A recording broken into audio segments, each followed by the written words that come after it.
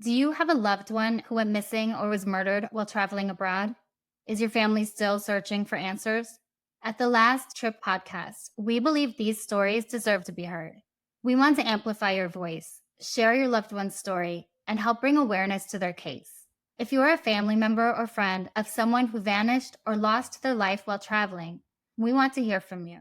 Your story could help spark new leads, keep their memory alive, and push for the justice they deserve. Reach out to us at thelasttrippodcast@gmail.com or DM us on Instagram at thelasttripcrimepod to share your story. Together, we can shine a light where it's needed most.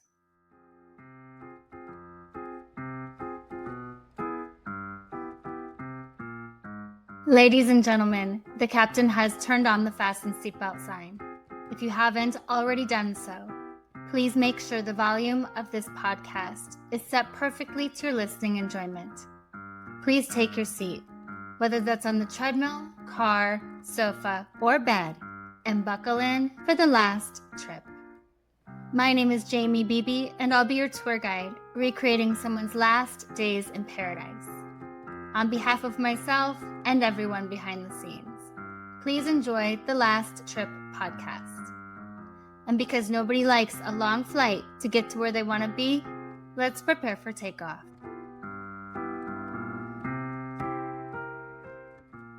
Money, power, and mystery. 3 ingredients for a disappearance that still haunts the Pacific. Larry Hillblom was no ordinary businessman. As the co-founder of DHL, he helped create a global shipping empire, amassing incredible wealth. Despite his millions, he chose to live in isolation on a remote Pacific island, surrounded by secrecy, scandal, and whispers of something darker. Then, in 1995, his small plane went down in the ocean near Saipan. Wreckage was found. Other passengers' bodies were recovered. But Hillblom? He was gone. No body, no trace, just questions. Did he really perish in those waters? Or was this the ultimate escape for a man with everything to lose? With mounting paternity lawsuits, a carefully worded will, and a fortune up for grabs, his disappearance set off one of the most bizarre and scandalous legal battles in history. Was it an accident, a cover-up, a murder, a vanishing act? Today, we dive into the strange, tangled mystery of Larry Hillblom, a man whose empire spanned the world, but whose final fate remains unknown.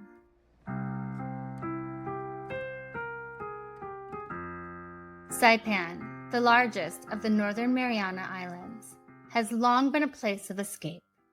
For tourists, it's a hidden gem in the Pacific, a tropical paradise boasting crystal-clear waters, rugged cliffs, and untouched beaches. But beneath its postcard-perfect surface, Saipan has a history of war, intrigue, and dark secrets. It's the kind of place where people can disappear, sometimes in the thick jungle, sometimes beneath the waves, and sometimes, perhaps, by design. For Larry Hillblom, the billionaire co-founder of DHL, Saipan wasn't just a place to visit, it was a place to live. But why would someone with nearly unlimited resources choose this remote island as his home? The answer isn't just in its beauty, though that certainly played a part. When Larry arrived in the early 1980s, Saipan was in transition. Officially, it was a U.S. territory, but in many ways, it operated like its own lawless outpost. The CNMI, Commonwealth of the Northern Mariana Islands, had cut a deal with the U.S. government, allowing it to maintain control over its labor and immigration laws, while still benefiting from American military protection and economic ties. This created a loophole that attracted businessmen, factory owners, and billionaires like Larry. By the 1990s, Saipan had become a booming garment industry hub. American companies set up sweatshops on the island, exploiting cheap labor without having to abide by U.S. labor laws. Thousands of workers, mostly young women from China, the Philippines, and other Southeast Asian nations, lived in overcrowded conditions, making clothes labeled "Made in the USA" while earning next to nothing. Saipan's nightlife catered to businessmen and visitors looking for more than just a tropical getaway. Bars, brothels, and hidden gambling dens flourished, often with connections to powerful local figures. Wealthy expats and investors, men like Larry, could live like kings, protected by a system that turned a blind eye to their personal lives. For tourists, Saipan offered an entirely different world, one of breathtaking natural beauty and historical intrigue. Today, Saipan is a haven for adventurers, history buffs, and those looking to escape the crowds of more mainstream destinations. Its white sand beaches rival those of Hawaii and Bali, but without the over-tourism. Divers and snorkelers come to explore the stunning coral reefs and sunken World War II wrecks, ghostly reminders of the island's violent past. For those fascinated by history, Saipan is like an open-air museum of war. During World War II, it was the site of one of the most brutal battles in the Pacific. American and Japanese forces fought ferociously, leaving behind bunkers, bomb craters, and Banzai Cliff, where hundreds, perhaps thousands, of Japanese soldiers and civilians leapt to their deaths rather than surrender. Even today, visitors claim to hear strange whispers in the wind. And some say they've seen shadowy figures moving along the cliffs at dusk. And then, of course, there's the mystery of Larry Hillblom. Larry wasn't just another rich man looking for a beachfront mansion. He wanted freedom from American tax laws, from corporate oversight, and perhaps even from the constraints of morality. In Saipan, he could operate outside of prying eyes, building his fortune, indulging his preferences, and creating his own version of paradise. But was it paradise? His estate was isolated, surrounded by thick jungle, and perched high above the crashing waves. He kept a small circle of trusted associates, lived with his much younger girlfriend, Josephine, and traveled frequently by plane and boat to even more remote islands in the Pacific.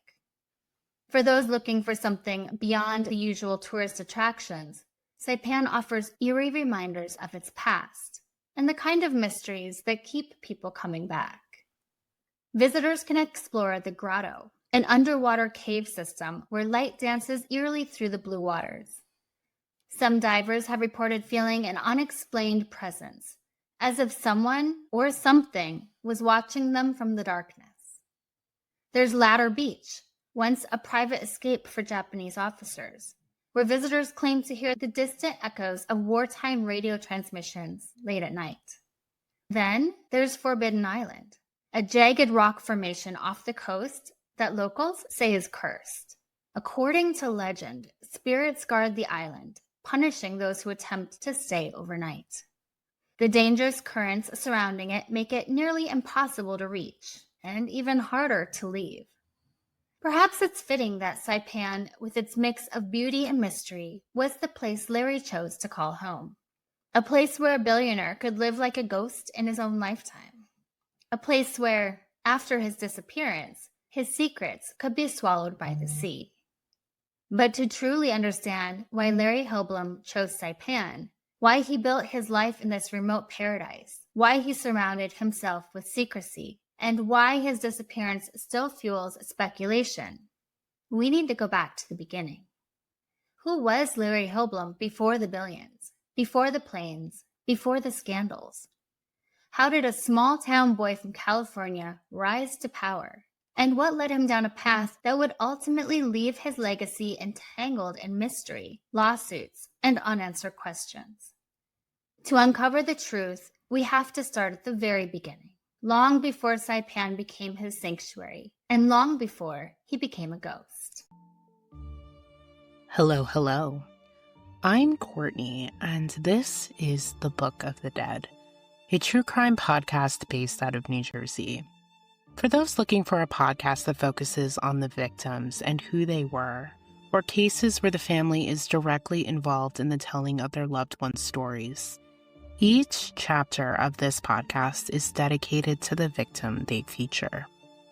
Here, you can find cases you may have never heard of, or interviews with experts that have dedicated their lives to protect and serve, and occasionally hear from the victim themselves.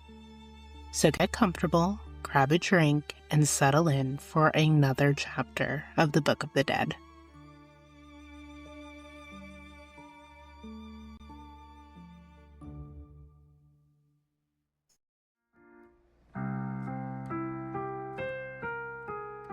Larry Lee Hillblom was born on May 12, 1943, in Kingsburg, California, a small farming town in the Central Valley. Even as a child, Larry had a restless energy, always on the move, always thinking ahead. His mind worked differently.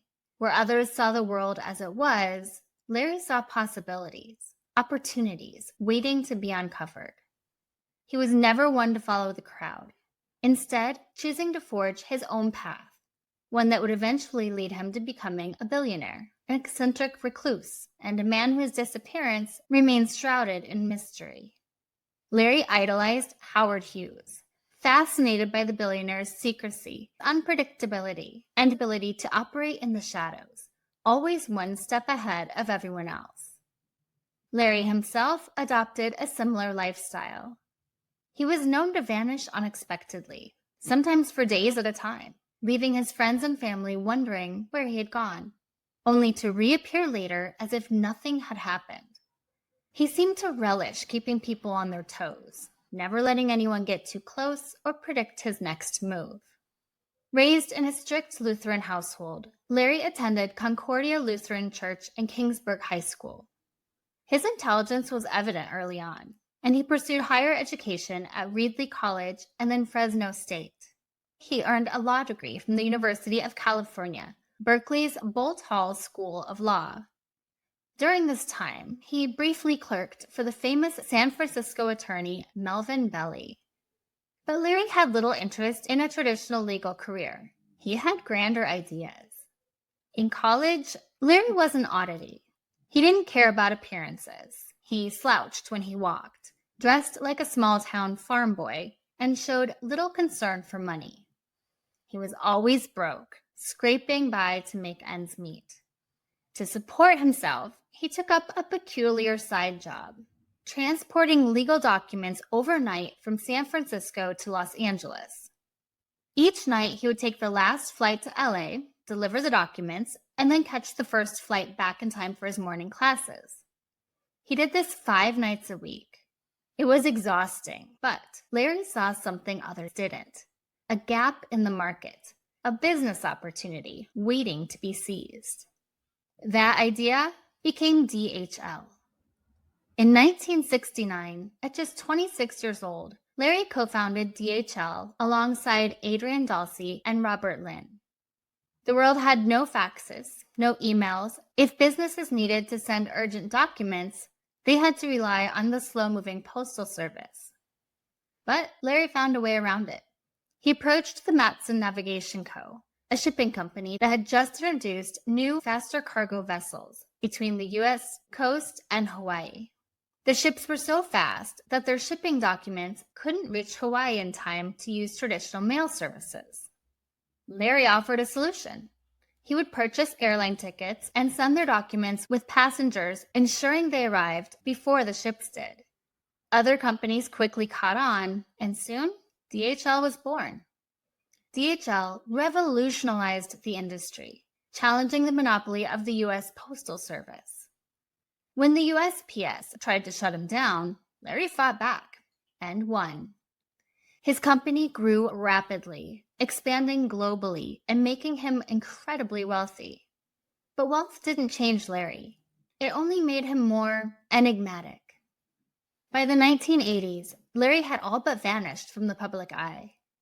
He left the corporate world behind and moved to Saipan, a U.S. Commonwealth in the Pacific, drawn by its lax tax laws and the promise of a life unrestricted by government oversight.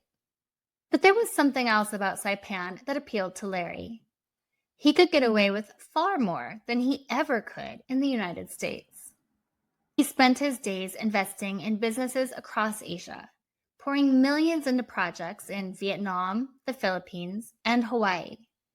He restored the Dalat Palace Hotel in Vietnam, rebuilt its golf course, and invested in luxury resorts. But he always operated in the shadows, using overseas holding companies to bypass American trade restrictions. He had become a true international businessman, one who played by his own rules. Despite his wealth, Larry remained eccentric.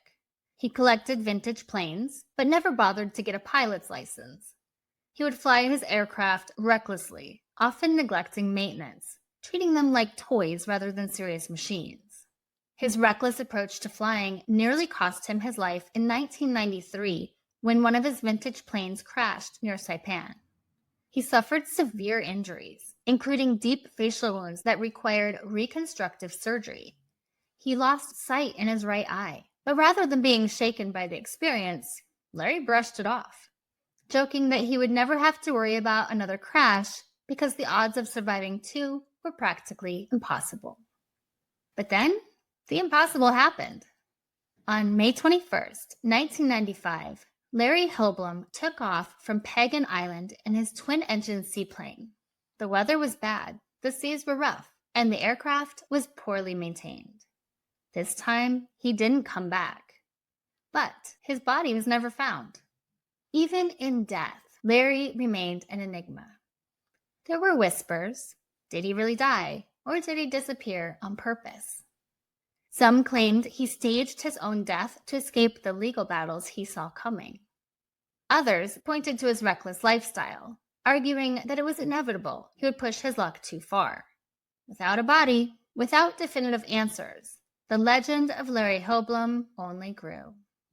From a broke college student in California to a billionaire businessman, from a pioneer in global shipping to a mysterious recluse, from an eccentric adventurer to a man whose disappearance left more questions than answers, Larry Hillblom's life was anything but ordinary.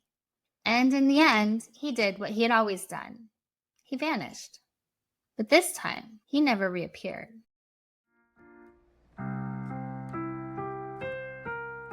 On May 21st, 1995, the sun cast long golden streaks over the Pacific as Larry Hillblom climbed aboard his vintage seaplane.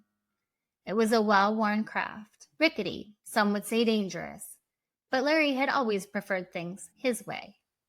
The plane, like many of his possessions, was old, nostalgic, oddly neglected. He never sought a pilot's license, never worried about meticulous maintenance, and when questioned about it, he would simply shrug. That morning, he wasn't alone. His pilot, Robert Long, and his business partner, Saipan Congressman Jesus Mafnes, joined him. The trio planned to make the routine flight from Pagan Island back to Saipan. It should have been an easy trip, one they had done before. But this time, something went horribly wrong. Somewhere over the open ocean, the plane vanished. No distress calls, no mayday signals, just an eerie, deafening silence. As soon as the aircraft failed to arrive in Saipan, alarm bells rang.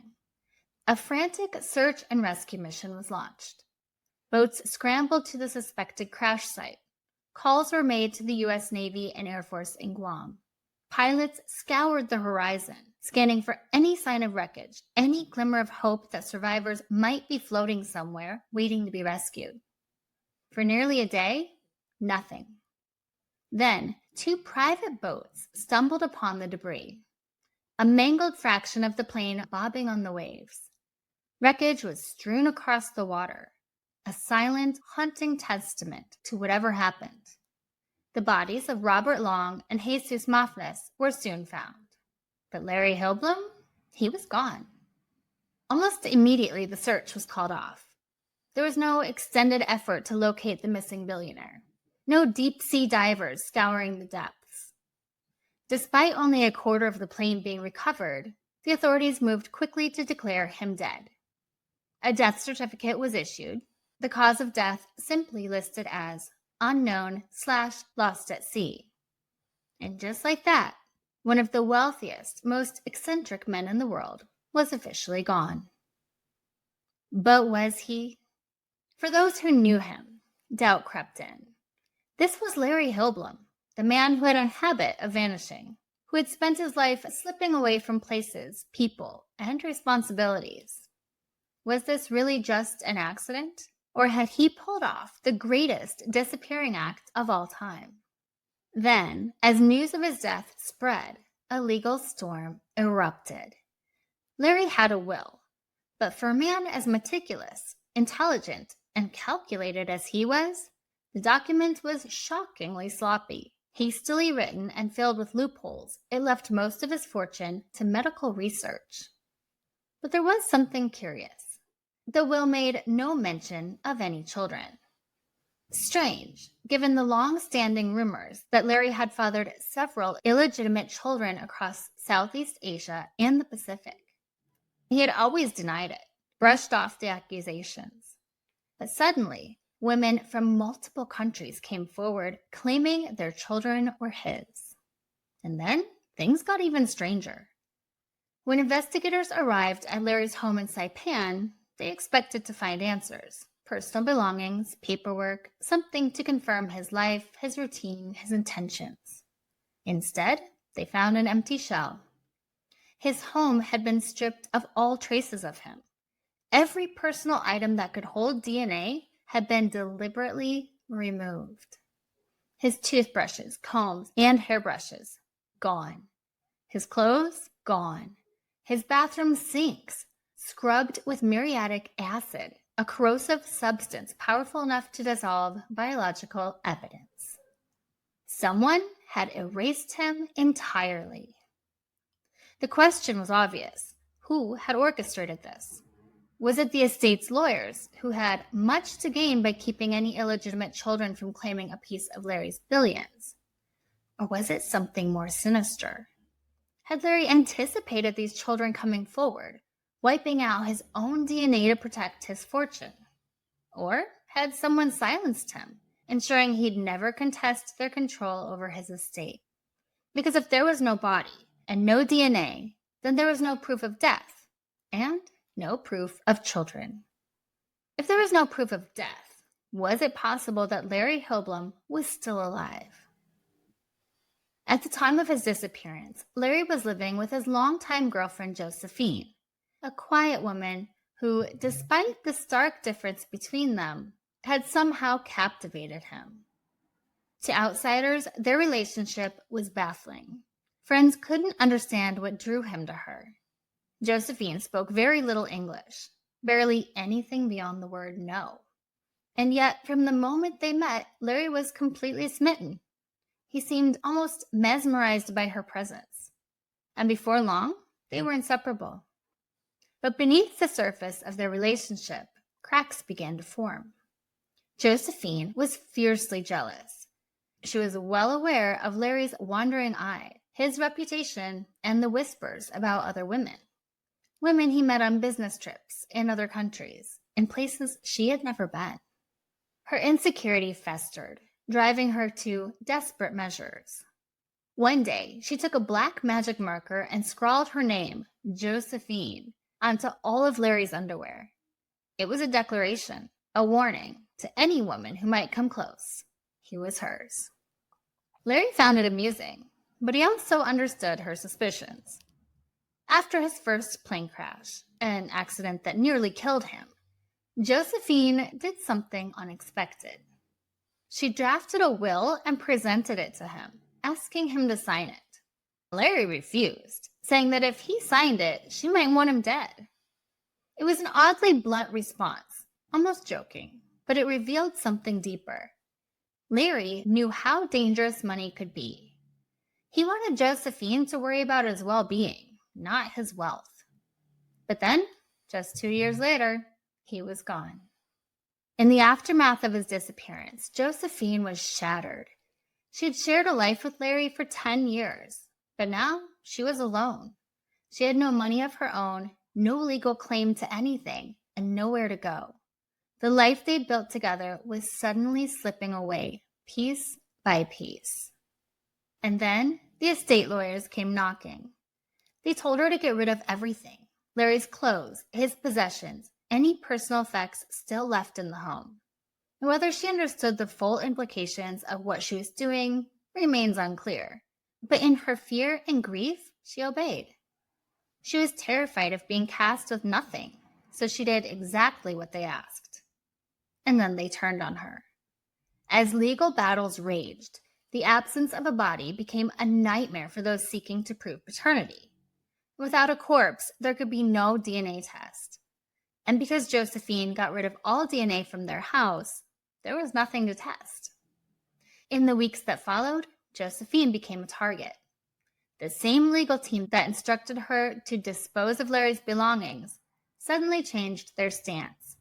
They publicly discredited her, dismissing her as nothing more than a maid who had worked in Larry's house. Gone was the acknowledgement that she had lived with him for more than a decade. Gone was the recognition of their relationship. At the same time, the estate's lawyers launched a smear campaign against the women who had come forward with children. They painted them as prostitutes, implying that their claims of paternity were nothing more than extortion attempts. The objective was clear: to keep Larry's fortune locked up within the estate, away from anyone who might have a legitimate claim to it. But what the estate lawyers hadn't counted on was that none of these women were going to disappear quietly. The fight was just beginning. The women needed DNA, and in an unexpected twist, an unusual lead surfaced. Years earlier, after the near-fatal plane crash in 1993, Larry had undergone facial reconstructive surgery at the UCSF Medical Center. During that procedure, a facial mole had been removed and preserved. The mole was the only remaining piece of Larry's DNA. The UCSF Medical Center agreed, strangely and perhaps suspiciously, to relinquish the sample for testing. But skeptics questioned its authenticity. Could they trust that this was really Larry's tissue? UCSF had plenty to lose if the mole turned out to be a match for the children. Still, the legal teams pressed on. In a final desperate effort, attorneys sought to test Larry's living relatives. They turned to his mother, his brother, and his half-brother. And that's when things took another bizarre turn. They refused. They outright refused to submit their DNA for testing. But why? Were they protecting a family secret? Were they simply trying to avoid getting entangled in the legal battle? Or did they just want to keep his money for themselves? Eventually, Larry's mother took a $1 million payout for a single drop of blood to confirm DNA testing. The results? 4 of the 8 children who had come forward were proven to be his. Larry Hillblom, a man who had spent his entire life running, hiding, disappearing, had left behind more than just a fortune. He had left a legacy. When the dust settled, the battle for Larry's billion-dollar estate ended in a staggering payout. Lori Nguyen in Vietnam, Jillian Quartero and Mercedita Felician in the Philippines, and Larry Hillblom Jr. in Palau were officially declared his heirs. Each received approximately $50 million after taxes and legal fees. His living girlfriend Josephine received $3 million.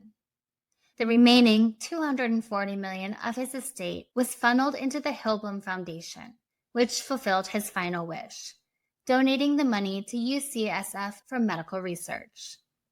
To this day, Larry Hillblom's body has never been found, but there are plenty of theories.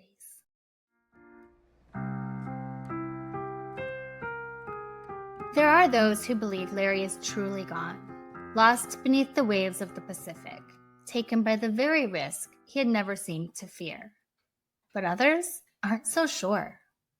His habits, his secrecy, the missing DNA, the eerie erasure of his identity. Did he orchestrate his own disappearance? Did he escape the legal battle he knew was coming, leaving behind the chaos of his past?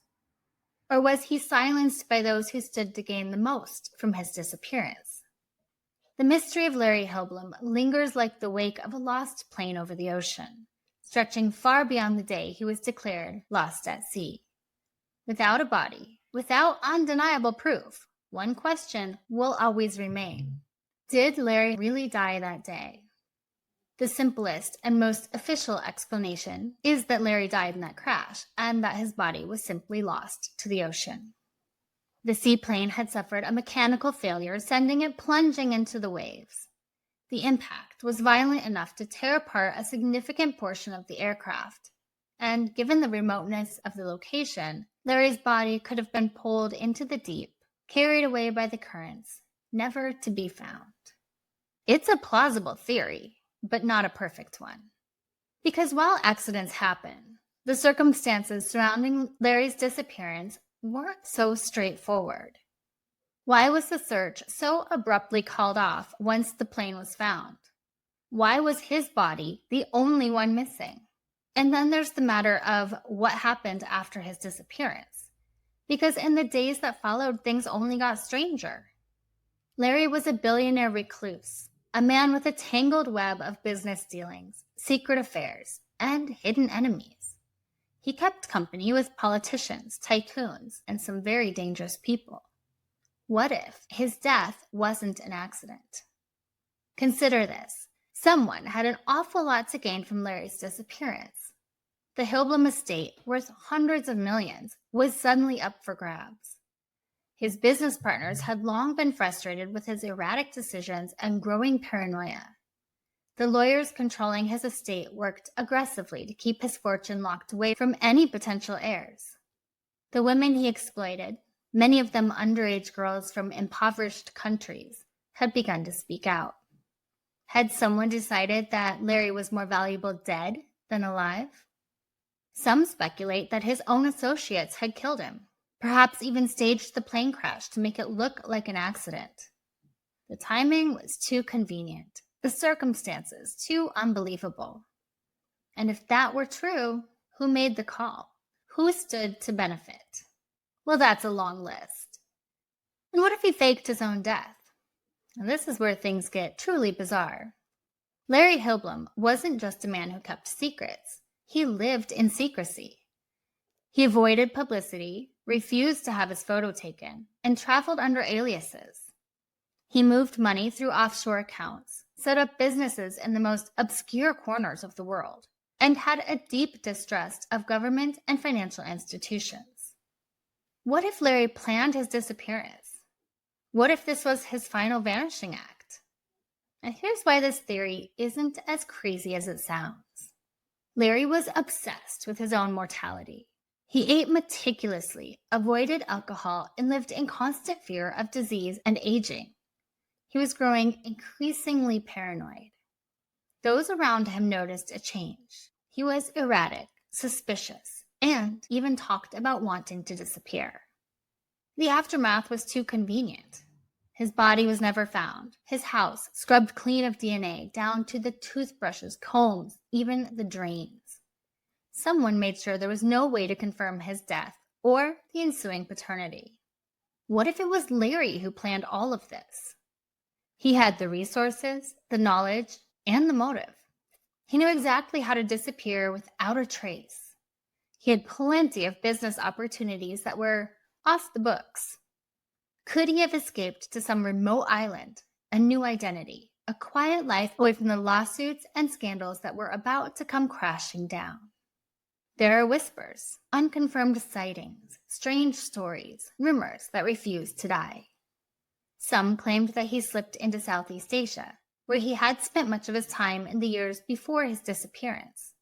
He had deep connections in Vietnam, the Philippines, Palau, and Indonesia.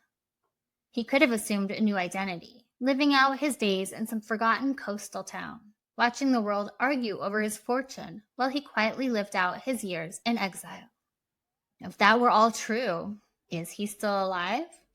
Maybe. If Larry survived, he would be in his 80s today. Did he spend the rest of his life watching the chaos unfold from the shadows? Or did he die alone, his secret safe, his disappearance, the perfect final mystery? Larry Hillblom was a man full of contradictions. A billionaire who avoided the spotlight, a lawyer who left a messy will, a man obsessed with control who ultimately lost control of everything. His death or disappearance remains one of the greatest unsolved mysteries of modern times. Was it an accident, a conspiracy, a carefully crafted escape? To this day, nobody knows. Maybe, just maybe, that's exactly how Larry wanted it.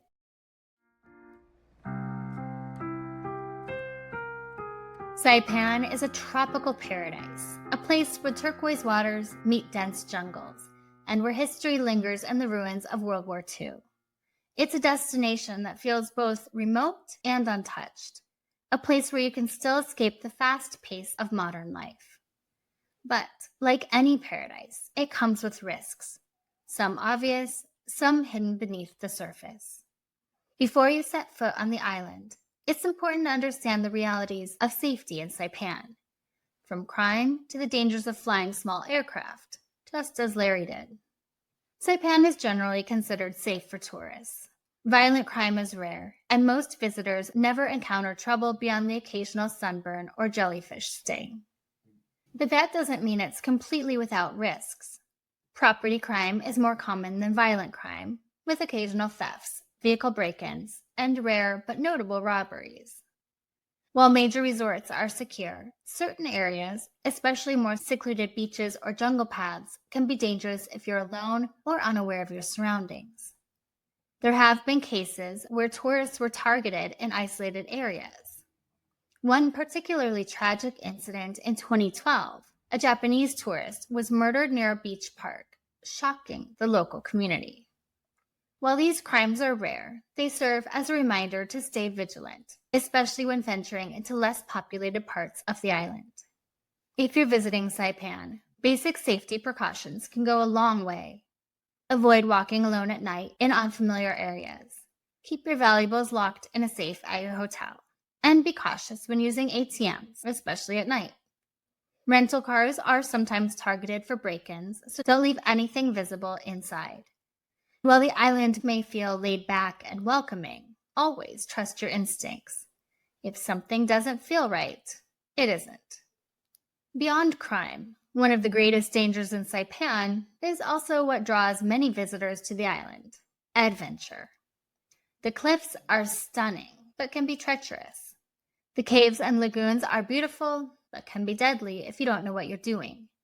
And then there's the sky, the exhilarating, lawless frontier, where small planes still take off without much regulation, just as Larry did. Larry's passion for flying vintage planes was part of what made him larger than life. He loved the thrill of freedom, the ability to go wherever he wanted, whenever he wanted. But the very thing that gave him that freedom may have also been what led to his disappearance.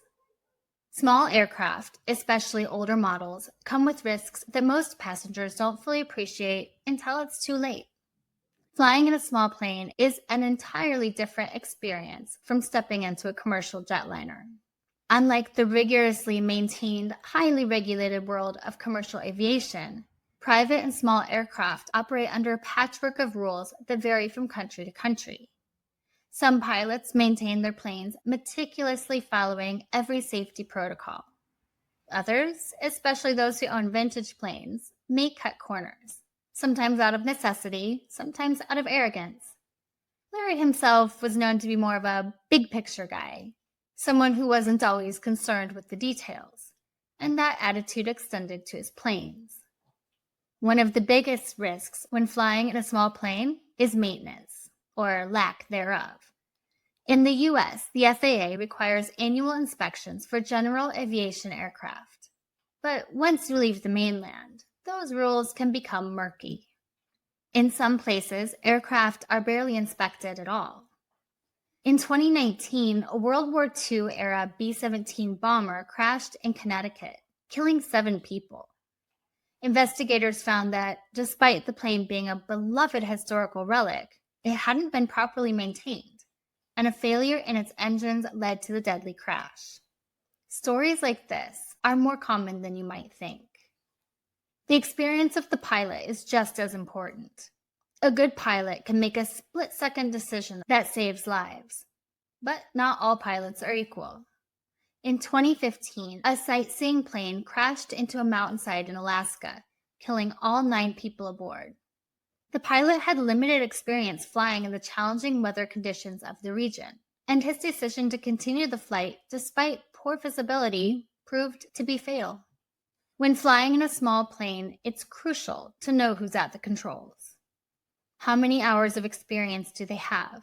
How well do they know the aircraft? Have they flown this particular route before? These are the kinds of questions you should be asking. Another major risk with small planes is weather. Unlike commercial jets that can fly above the storms, small aircraft are far more vulnerable to sudden weather changes. In 1999, John F. Kennedy Jr.'s plane crashed off the coast of Martha's Vineyard after he lost control in poor visibility. He wasn't trained for flying in low light conditions without clear horizons, and tragically, he became disoriented. Saipan, like many tropical islands, is known for sudden weather shifts. One moment the sky is clear, and the next, a storm can roll in, reducing visibility to zero. Larry's final flight took off in clear conditions, but over the open ocean, weather can change in an instant. Flying over water brings its own unique dangers. If something goes wrong, there is nowhere to land. Unlike land crashes, where emergency services can respond quickly, a plane that goes down in the ocean leaves little chance for survival. In an emergency, every second counts. Small planes don't float for long, and getting out fast is critical. If you're ever on a small plane flying over water, wear a life vest and know exactly where the exits are. If something happens, don't wait for instructions. Act immediately. Larry had already survived one plane crash 2 years before his disappearance. That first crash should have been a warning, a moment to step back and reassess. But he didn't. He continued flying in the same way, taking the same risks, until one day, his luck ran out. So if you ever find yourself in Saipan and you're offered the chance to hop on a seaplane or take a ride in a vintage aircraft, think carefully. Not all flights are dangerous, but some are. And knowing how to spot the difference could be the key to making sure your trip doesn't become your last. Saipan is a place of beauty, adventure, and mystery. It's the kind of place that calls to those who crave something different, something off the beaten path. But like Larry, if you choose to step into this world, you have to be prepared for the unknown. Because in Saipan, the line between paradise and danger is thinner than you might think. And remember, no matter where you're traveling, make sure you inform someone about your plans before going anywhere. Tell someone reliable where you're going and what you'll be doing and when to expect you back. And my number one tip to staying alive on vacation is to pay attention to your gut. If something doesn't feel right, it isn't.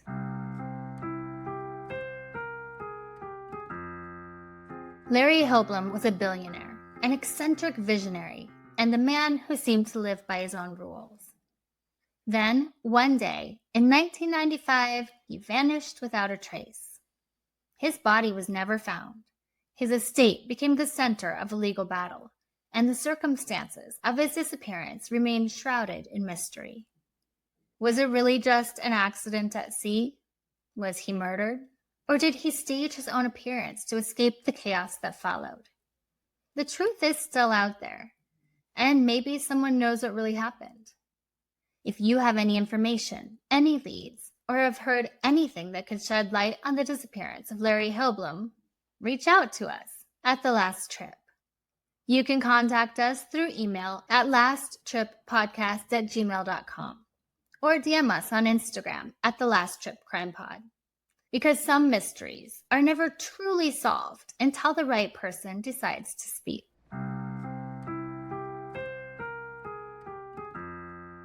And finally, remember to leave a review and rate this podcast 5 stars if you like the show, or hell, even if you don't. But either way, feel free to let me know what you think. Please follow The Last Trip on Instagram at The Last Trip Crime Pod, and subscribe on Patreon to support the show. You'll get extra research, videos, photos, and updates, and even learn more about my personal travels. That's patreon.com/thelasttrippodcast. I'm Jamie Beebe, bringing you your last trip and signing off until the next one. Thanks for listening.